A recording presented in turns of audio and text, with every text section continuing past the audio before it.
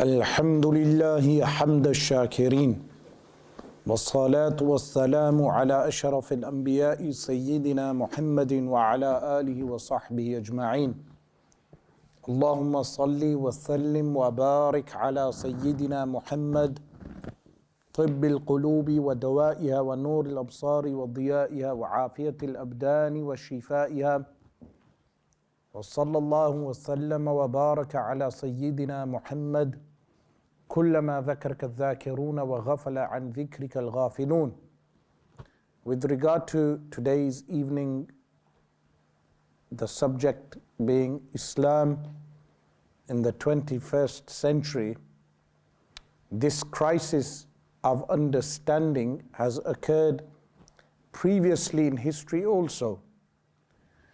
When we study the occupation of Egypt, when Egypt was colonized by the British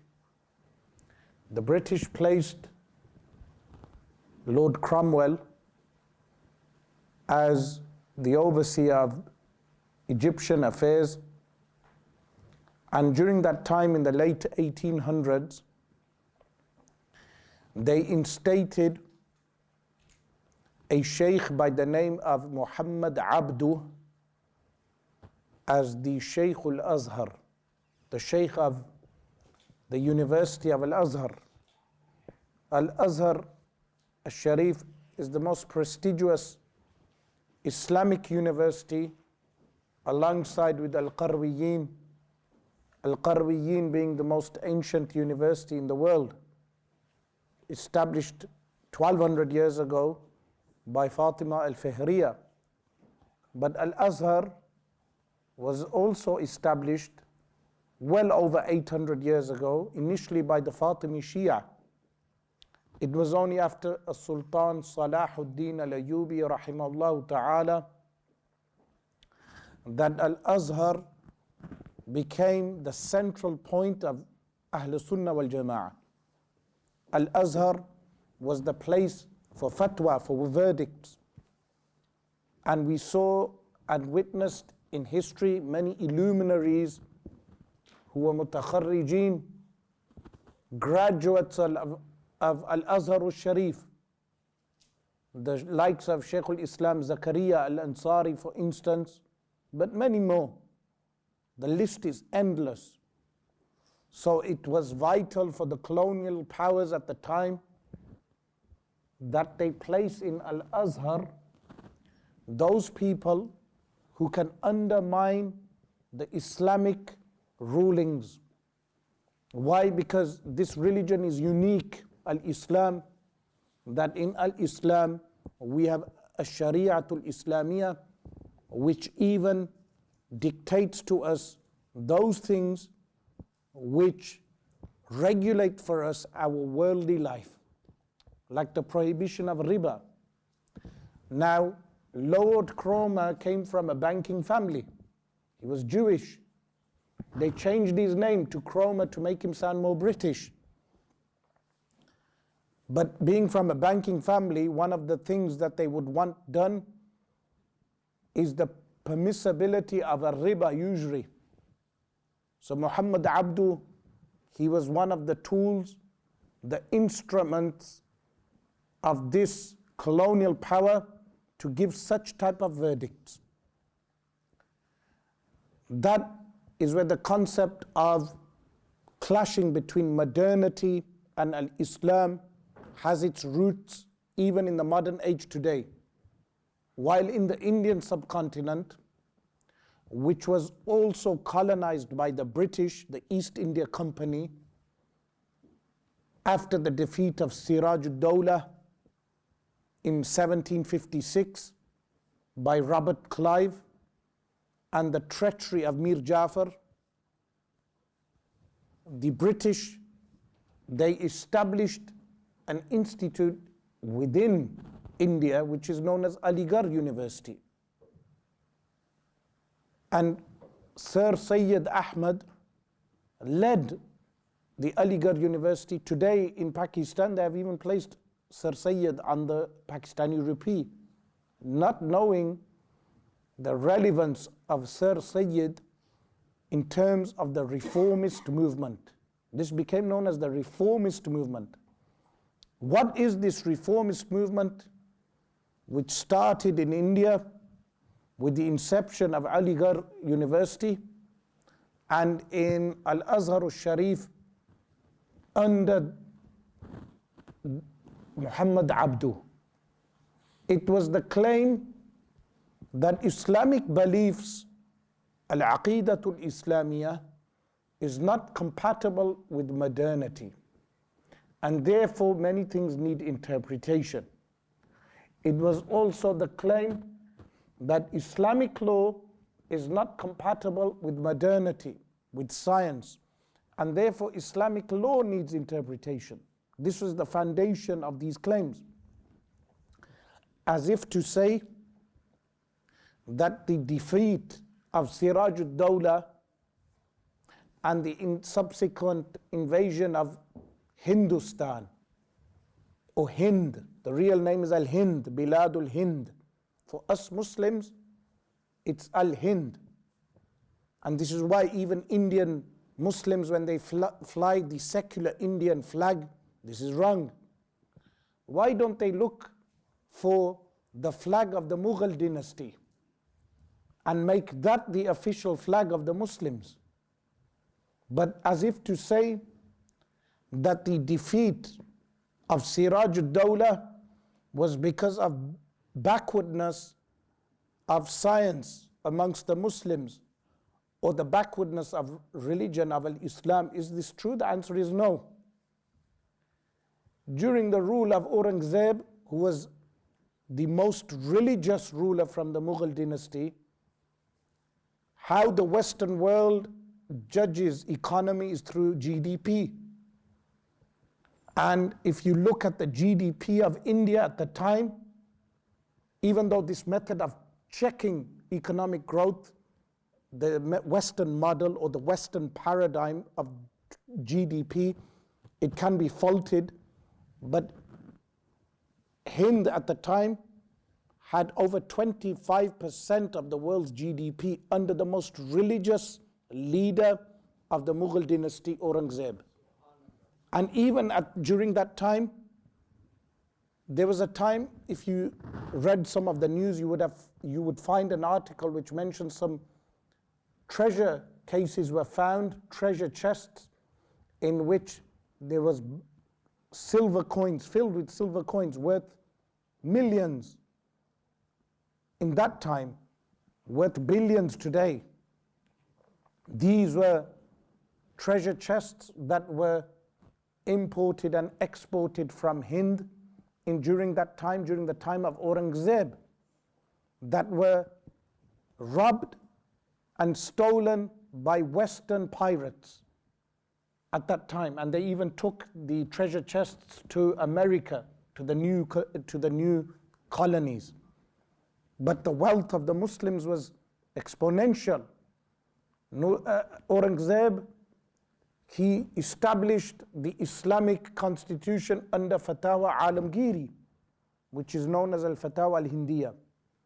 And when the British entered in the 1700s, they observed the madrasa learning in that time, and they acknowledged that the learning of the mullah in that time exceeded the knowledge of centers of learning within the Western world, like Oxford and Cambridge and so many other centers of learning. That to become a mullah in the Mughal dynasty, a person, for instance, would not learn one language, they would learn multiple languages, and they would learn various sciences. It's an historical fact. But he was the most religious leader. So what was the real reason for the defeat of the Muslims? It was not scientific backwardness. It was not religious backwardness. In reality, it was corruption. It was greed. It was corruption of the heart. Because if Mir Jafar's heart was not corrupted by greed and disputes, then the Muslims of Hind would not have been defeated. And similarly with later, when Tipu Sultan was defeated, that if there was not internal weakness, the Muslims would not have been defeated. In fact, you find in a hadith that Shayk al-Islam Muhammad bin Ja'far al-Kattani rahimallah, he mentions this hadith in his book, Nasihatu Ahli al-Islam. He mentions that if there are 12,000 Muslims and they have no corruption, they can never be defeated. 12,000 Muslims, that they have no corruption. Today when we see Muslims being defeated, you will always see disunity and corruption within them, and this is why they are defeated. So to claim that Islam was the reason for the technological backwardness and scientific backwardness of the Muslims is false. And the very premise and foundation of the movement of Aligarh University, led by Sir Sayyid, meaning a man who is knighted by the British at the time, he is knighted by them and then claims to be anti-colonial rule. He's given knighthood and then claims to be against the colonial rule. Or the claim made by Muhammad Abdu is a false claim.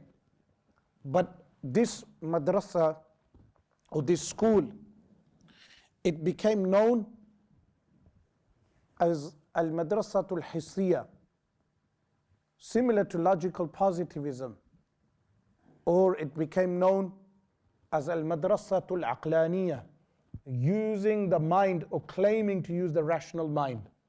Is the foundations of this madrasa correct? If we analyze the foundations, it's important today that we understand on what foundations was this madrasa constructed, so we do not become victims to the false information, misinformation that is presented. Number one, they rejected miracles, al-mu'jizat. On what basis did they reject al-mu'jizat, miracles? The basis for rejecting miracles was that they deemed it impossible. So for instance, whatever miracles are mentioned in Al-Quran Al-Karim, they deemed it rationally impossible and an absurdity that contradicts science. So how do we deconstruct this claim? To understand this and to deconstruct this claim, we must realize that firstly, they were unable to distinguish, make the distinction between what is known as hukmul aada, which is the judgments, material judgments, and hukmul aql. This is so important to understand, that if you understand this point, you will be able to unravel so many points. I'll give you an example.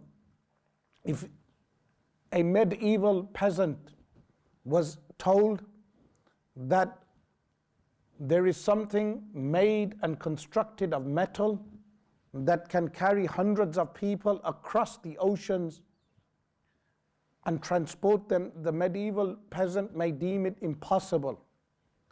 He may even say to you, you are mad. Why? Because he has never observed such a thing. But if that same medieval peasant was transported to the future and he saw the inventions that human beings have made, that they have constructed aeroplanes, and with the aeroplanes that are able to carry hundreds of passengers, they will realize that this is possible. This possibility and impossibility does not fall under rational impossibility. A rational impossibility relates to judgments of the mind, that which the mind deems as impossible. This possibility and impossibility falls under material impossibilities or possibilities. Material possibilities relate to the external realm. For instance, Hundreds of years ago, someone may deem these trams that you have in Amsterdam, they would have thought these are impossible. What type of impossibility? Material impossibility, that we do not have the material means of constructing such a thing. But hundreds of years later, we were able to construct those things. When we discuss rational impossibilities, it is that which is understood solely from the mind, without reference to the external senses, that we understand it to be impossible. Like what? If I said to you 2 and 2 is 5, you will understand solely from the mind that 2 and 2 is not in fact 5, it is 4, and it can never be 5. This is rationally impossible. You know this solely from the mind. When people mix up the rationally impossible and the materialistically impossible, they confuse miracles with that which is rationally impossible. When we say that a mu'jiza occurs, a miracle occurs, a miracle occurs for that which is materially possible, not for that which is rationally impossible, not that which is impossible by the mind. Any time you have this discussion with anyone, you will always find that they confuse the two, even no matter how intelligent they think they are. They will always confuse the two. To construct a rocket and go into space is rationally possible. It's rationally possible. And it became materialistically possible in later generations. So when we discuss miracles, mu'jizat relate to the norms that we observe. The norms that we observe, for instance, water runs downwards. That's the habit of water. Is it rationally impossible that water run upwards, or is it habitually impossible? The answer is, it is habitually impossible. It is not the norm for it to run upwards. The qudra of Allah subhanahu wa ta'ala, the divine power of Allah subhanahu wa ta'ala, violates the norms and makes it possible for water to run upwards. This is the meaning of miracles. While the qudra, the divine power of Allah subhanahu wa ta'ala, does not relate to the rationally impossible. Allah subhanahu wa ta'ala doesn't make something moving and still at the same time. A paradoxical judgment. The divine power of Allah subhanahu wa ta'ala only relates to that which is rationally possible. But al-madrasatul hissiyah, or the reformists, they were unable to make this distinction, and they fell into the major mistake of deeming all the miracles as being fables and false accounts. This was the first mistake. And they deemed it anti-science and backwardness. But in reality, they were not even able to make the distinction between a rational judgment and a habitual judgment. And this is why it's essential for us as Muslims to understand the distinction between the two. And believing in those miracles does not make a person scientifically backward, because scientific judgments relate to material judgments. Scientific experimentation relates to material judgments. This was the first mistake of al-madrasatul hissiyah, and then they rejected the second major mistake. They rejected everything relating to the metaphysical realm. What do we mean by the metaphysical realm? Ma wara'a tabi'ah, that which is beyond the nature that we observe, that which is beyond the material realm. So, as I mentioned, logical positivism as a philosophy that claims that we can only ever know whatever we experience. Similarly, there were other philosophies like dialectical materialism, which is a dialectical materialism, which is also the belief in only physical matter, which gave rise to communism and other philosophies and political thought.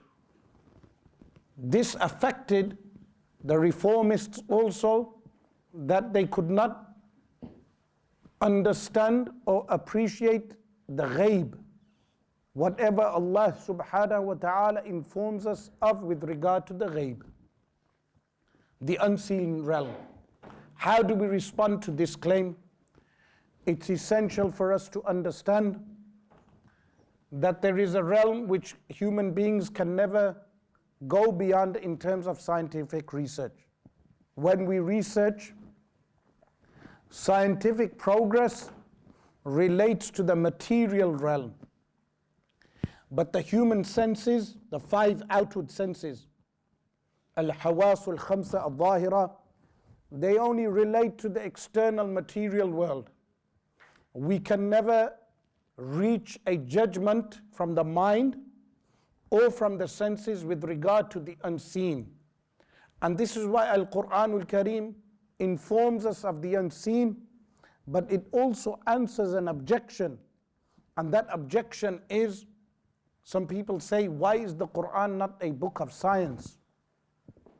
The answer to that claim or that question is that Allah subhanahu wa ta'ala gifted us with a mind, such a mind by which we can conclude scientific research. So Allah subhanahu wa ta'ala honored the mind, gave sharaf or takreem to the human mind, that Allah subhanahu wa ta'ala left the human being to discover things for himself.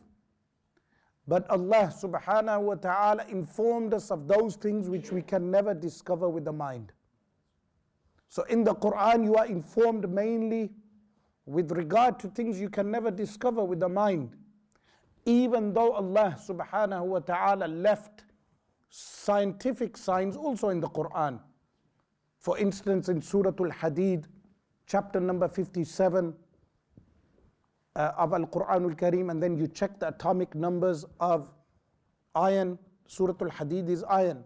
You check verse 26, which mentions iron, but then when you add the Bismillahir Rahmanir Rahim, it becomes 27, verse 27, if you add the Bismillah, and that is one of the atomic numbers from the table of elements of iron, within the chapter of iron.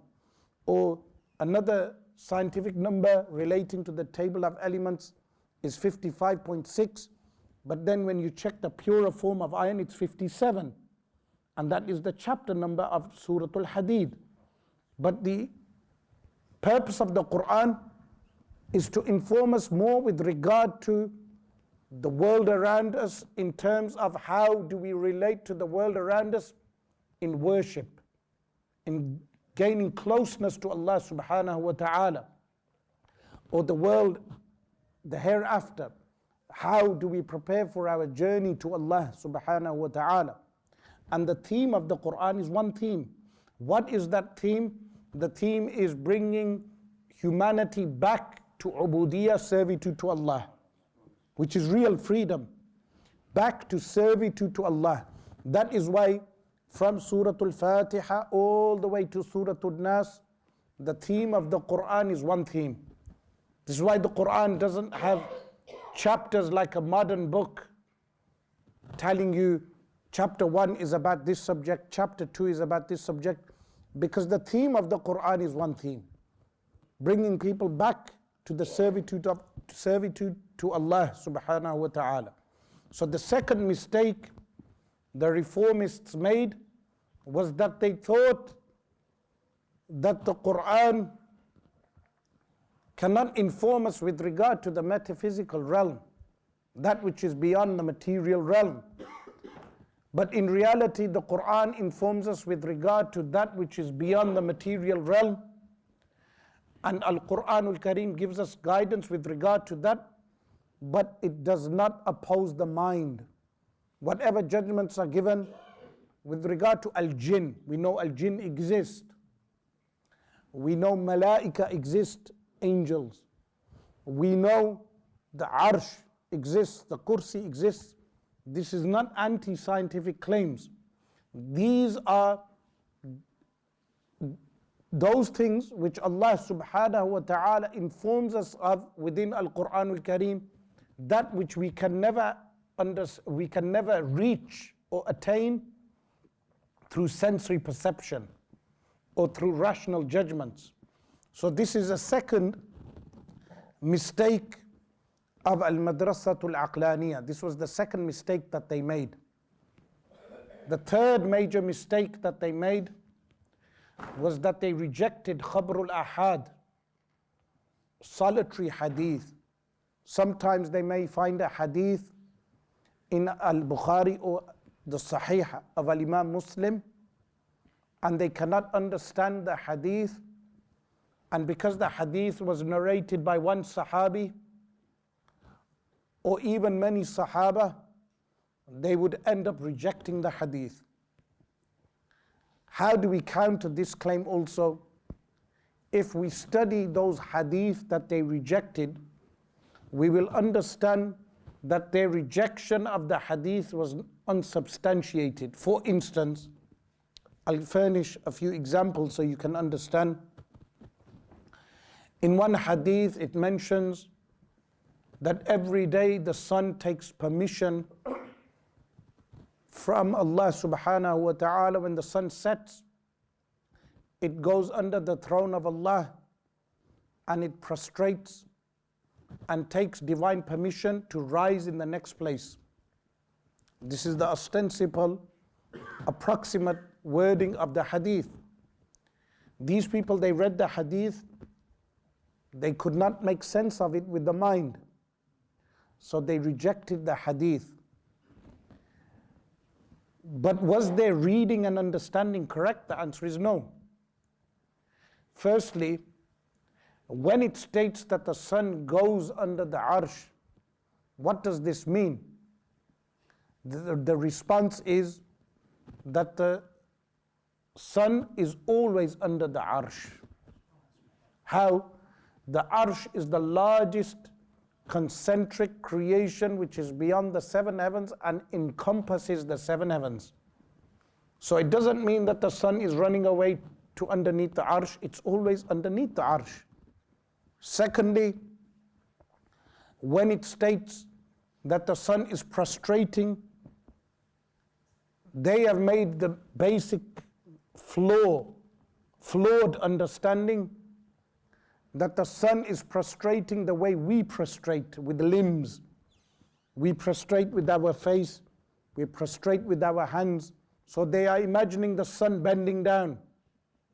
In reality, sajda for each creation is in accordance with its naw'iyah, its type, its nature.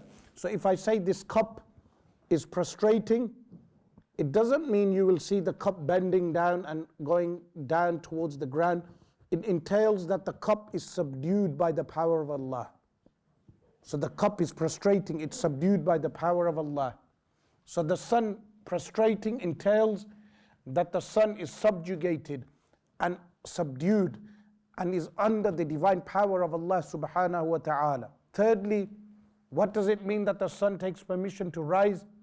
Every moment, as the sun is rising now in a country, at every point and moment, the sun is being given divine permission to rise and is under the arsh and is in prostration, meaning under the divine power of Allah subhanahu wa ta'ala. So they would read these type of hadith, they could not make sense of them, and they would abandon the hadith. For instance, if I told you many hundreds of years ago that there are talking shoes and there are whips that talk, or a stick, walking cane that talks, you would not believe me. people read that in a hadith, Rasulullah sallallahu alaihi wasallam informed us with regard to talking shoes, with regard to talking canes, walking canes. But now those inventions have been made. But imagine the wretchedness of an individual who had read the hadith, did not understand the hadith, and rejected the hadith, mixing rational judgment with al-hukm al-'ada, the material judgment. Similarly, what did they reject? They rejected the ascension of Isa alayhi salam and the descent of Isa alayhi salam. And this became crucial for the Qadianiyah, that the followers of Mirza Ghulam Ahmad, who was a false prophet, a kafir, who claimed to be a prophet, they needed to make the claim that Isa alayhi salam had died. They claimed he migrated to Kashmir and died in Kashmir. And they believed that Isa alayhi salam was not raised to the heavens and will not return in the end of times. Al-Madrasatul Aqlaniyah, they rejected this based upon what? That they claim that it makes no sense. But in reality, this was undermining the divine power of Allah subhanahu wa ta'ala. For instance, if Allah subhanahu wa ta'ala can make His Prophet sallallahu alayhi wasallam travel at night in Al-Isra and raise the Prophet sallallahu alayhi wasallam to the heavens in Al-Mi'raj, if this is under the power of Allah subhanahu wa ta'ala, why would you deem it impossible for Allah subhanahu wa ta'ala to raise Isa alayhi salam? So the verse of Al-Quran Al-Kareem, بَلْ رَفَعَهُ اللَّهُ إِلَيْهِ, that rather Allah subhanahu wa ta'ala raised him, meaning Isa alayhi salam, to himself, meaning to his divine presence. Divine presence here entailing the heavens, because Allah subhanahu wa ta'ala manifests himself to the angels in the heavens, not because Allah subhanahu wa ta'ala is spatially enclosed by the heavens. بَلْ رَفَعَهُ اللَّهُ إِلَيْهِ. This is in Al-Quran Al-Kareem and has dalala qat'iyya, absolute decisive verse of the Quran that he was raised. But then the descent of Isa alayhi salam was narrated by no less than 28 Sahaba. 28 Sahaba, this means 28 individual narrations from the companions alayhim ridwan who narrated the descent of Isa alayhi salam in the end of times. So these were the type of hadith that they rejected, and they assaulted the collections of hadith that if they thought something makes no sense to their mind, they would end up rejecting the hadith. The fourth major mistake of this school was the rejection of al-ijma', consensus. What is al-ijma'? Al-ijma' is the agreement of those people who are referred to as al-mujtahidun. What are al-mujtahidun? Al-mujtahidun are those people who are able independently to extract legal rulings from Al-Quran Al-Kareem and the Sunnah of Rasulullah sallallahu alayhi wa alihi wa sallam. Like in Al-Quran Al-Kareem, Allah subhanahu wa ta'ala says, لَعَلِمَهُ الَّذِينَ يَسْتَنْبِطُونَهُ مِنْهُمْ. Those who are able to extract the legal rulings, they do what? They would have known the judgment. Who are these people? These are not common people, lay people. These are people who reach a high caliber, not only in language, in al-lughatul arabiyyah and its accessories or ancillary sciences like syntax, morphology, and rhetoric, whatever relates to language, fiqh al-lugha, philology, all these ancillary aspects of the Arabic language, but also what is known as usulul fiqh, which is legal theory, which is qawa'idu tafsir al-nusus, the regulations of how to interpret the Quran and Sunnah. These people are known as mujtahidun. They exist in every century, but they are limited in number. So in every 100 years, if you count the number of mujtahidun, you can count them on your hands, or double the count on your hands, a dozen or 2 dozens of people in every century. When they concur on a legal ruling, that legal ruling becomes binding upon the ummah of the Prophet sallallahu alaihi wasallam. This is known as al-ijma'. Some of them attempted to deny this. They said, how can you have ijma'? They utilized straw man arguments, how they redefined ijma'. They said ijma' means that every single person must agree. But this is absurd, because you may have a taxi driver who disagrees. You may have a baker who disagrees. You may have a factory worker disagreeing. The agreement here means the mujtahid imams agree. If they agree with regard to a ruling, then that ruling becomes binding. And this was the Islam that was taught even by the likes of Al-Imam Abu Ja'far al-Tahawi, rahimallahu ta'ala. When you check his aqidah, he has ijma' as a source of law.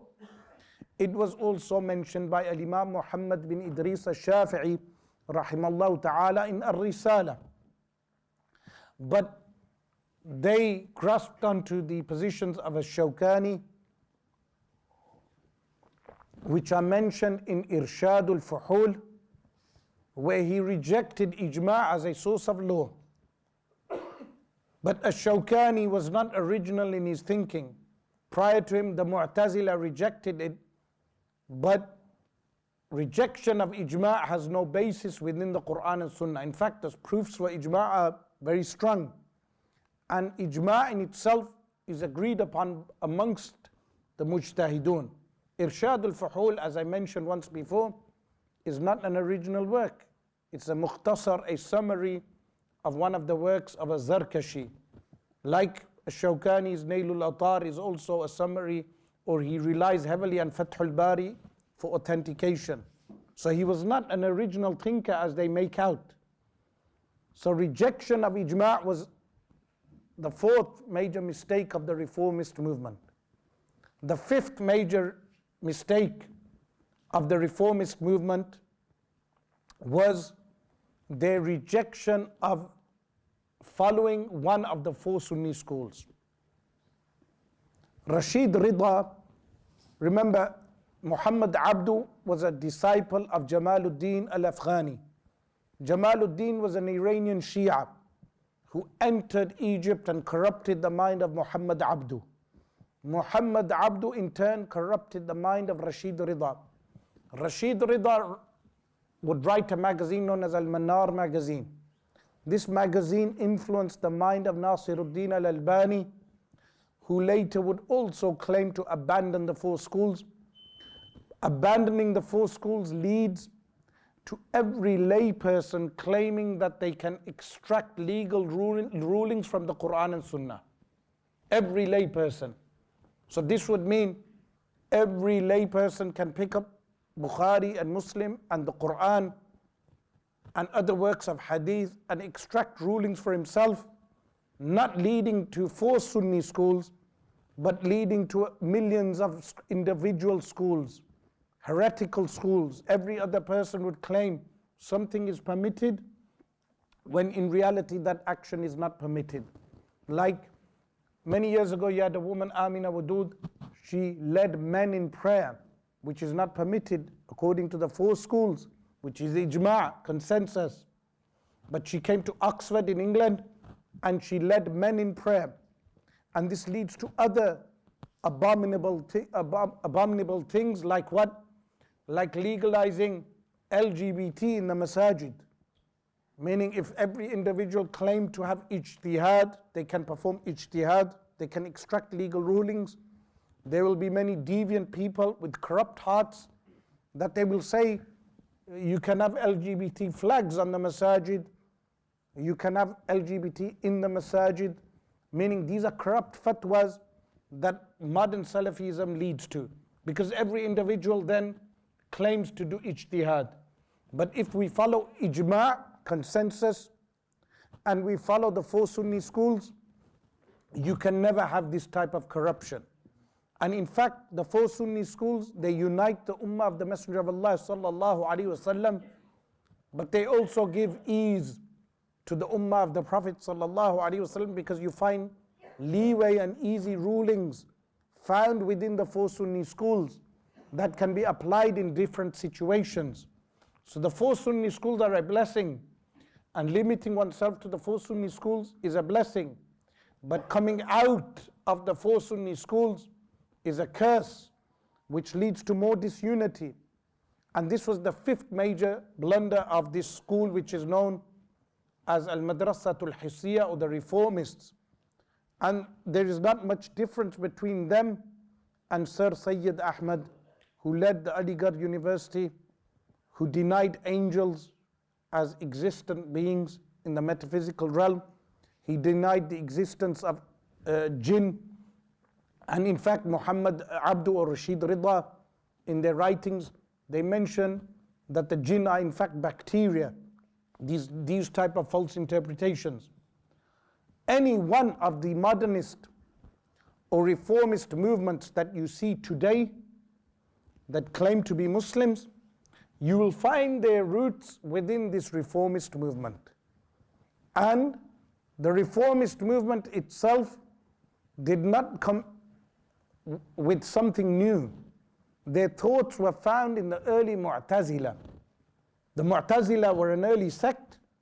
Within them you found these views, but their views were refuted to the point that Mu'tazila became non-existent. So this is why it's essential for us to understand that modernity is not in contradiction to Islam. Islam can adopt modernity, but Islam tames modernity. In Islam, we tame modernity. How? That environmental issues, the destruction of the biosphere, if we follow Islamic guidelines, you will not have pollution of the seas and the oceans and the rivers and the lakes, because it goes against the rules and regulations of Sharia. Like the Ottomans did not permit the use of crude oil, because when you burn crude oil it causes smell, so they prohibited that. Similarly, the application of Sharia protects the minds of people by prohibiting cannabis and alcohol and harmful drugs, cocaine and other class A drugs and harmful drugs, narcotics. The Sharia of Allah subhanahu wa ta'ala protects life by installing capital punishment for murderers and rapists. The Sharia of Allah subhanahu wa ta'ala protects the wealth of people by legislating strict punishments for the thief. These punishments are not in contradiction to modernity. Some people think they are. They say they are barbaric and ancient punishments, as if to say being ancient entails being barbaric. If that were the case, then prisons are the most barbaric form of punishment, because prisons are the oldest form of punishment, yet prisons are found throughout the world. As if to say that if a Western capitalist country like the United States of America, when they electrocute a prisoner or they place lethal injection in a prisoner, as if to say that is not barbaric. But did you know why in Islam, when the capital punishment is implemented, they use something called qawad? What is qawad? Qawad is decapitating with a sword. That to the modern mind may seem more barbaric, but in reality, why did they use the sword? Because it was the swiftest way of taking the life without torturing the soul. But if you inject with a lethal injection, or you electrocute and burn someone to death, that is more medieval, like witch burning. That in the Salem witch burning that occurred in the colonies in America, modern day America. They burned women because they deemed them as witches. Electrocution on the chair is similar to that. So like this, Islam, the regulations of Islam, there is a wisdom behind each ruling, which is known as maqasidu sharia. What is maqasidu sharia? The aims and objectives of the sharia, which protects lineage, it protects wealth, it protects the mind, it protects the honor of a human being. All of these things are protected by the sharia, which is known as the maqasidu sharia, the objectives of the sharia. So the sharia does not contradict modernity. It protects modernity from its own harm, like pollution, like destruction of the biosphere, and so many other things which modernity brings with itself. But again, modernity is something relative. What we deem modern today will not be modern in 100 years. So if Islam had to change because of modernity, then that would mean every 100 years Islam would have to change. No, Islam embraces technology, embraces science, embraces civilization, but then Islam gives civilization and science the guidelines by which civilization can advance itself. Before finishing, I would want to mention that it's absolutely essential for us as Muslims to learn the 20 essential attributes for Allah subhanahu wa ta'ala, and the opposites which are impossible for Allah subhanahu wa ta'ala, and those attributes which are essential for the Prophets alayhimus salam, and those things which are impossible for the Anbiya alayhimus salatu was salam, and that one thing which is possible for Allah subhanahu wa ta'ala, and that one thing which is possible for the Anbiya alayhimus salatu was salam, which are referred to as the 50 essential Islamic beliefs. Inshallah, in the future when I come to Amsterdam, we will cover the 50 essential beliefs for every Muslim. These are essential 50 things which every Muslim should know. We ask Allah subhanahu wa ta'ala to enable us, inshallah, to meet again and to cover the 50 essential Islamic beliefs, the attributes of Allah subhanahu wa ta'ala, knowing Tawheed and knowing Ar-Risala, the prophethood of Rasulullah sallallahu alayhi wa sallam. أقول قولي هذا وأستغفر الله لي ولكم وأتوب إليه. وانفعنا بما علمتنا يا رب العالمين، واستقمنا على السنة والجماعة يا رب العالمين. اللهم احفظ عقولنا من الزيغ والضلالة يا رب العالمين، واختم لنا على السنة والجماعة يا رب العالمين، وارزقنا حسن الخاتمة يا رب العالمين. اللهم اجعلنا المتقين في السر والعلن يا رب العالمين. اللهم ارزقنا التقوى في السر والعلن يا رب العالمين. اللهم اجعلنا مجتنبين للذنوب يا رب العالمين. اللهم اغفر لنا ذنوبنا وبدل سيئاتنا حسنات وضعف حسناتنا يا رب العالمين. اللهم اجعل جوارحنا مطيعة لك يا رب العالمين، واجعل أبداننا هينا لينا في طاعتك وترك المعصية يا رب العالمين. وصلى الله وسلم وبارك على سيدنا محمد وعلى آله وصحبه أجمعين.